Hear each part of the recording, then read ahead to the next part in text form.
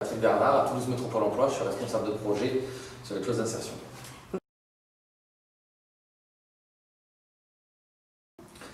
À partir de 2005-2006, sous l'impulsion au départ de l'ANRU, on a développé les clauses sociales. Et vraiment, le gros boom, ça a été en 2009, donc avec une forte impulsion politique, une volonté politique de mettre les clauses d'insertion dans tous les marchés publics de la métropole.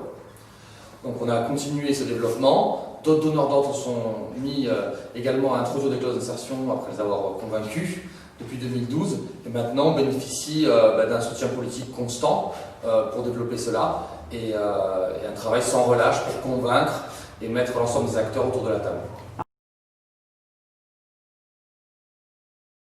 Donc en moyenne, on a 500 000 heures d'insertion ces dernières années, ce qui est assez important pour plus de 1000 personnes concernées, en prenant également les bailleurs sociaux avec l'USH Midi-Pyrénées.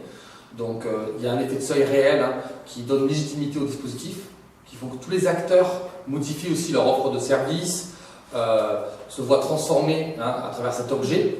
Donc c'est un lien permanent entre l'objet clause d'insertion et les acteurs du territoire. Donc au-delà de l'impact des clauses d'insertion sur le public, qui est quand même ce qu'on recherche en priorité, il ne faut pas le perdre de vue, ça impacte également les acteurs du territoire et le territoire dans son ensemble.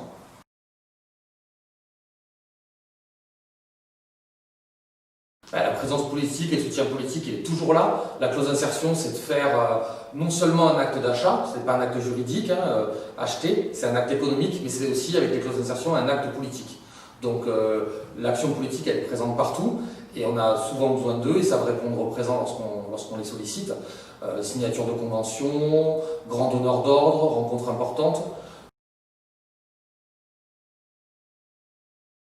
Donc on est parti du principe tout bête en disant, à partir du moment où il y a de la main-d'œuvre, on va essayer de voir si on peut mettre de la clause d'insertion.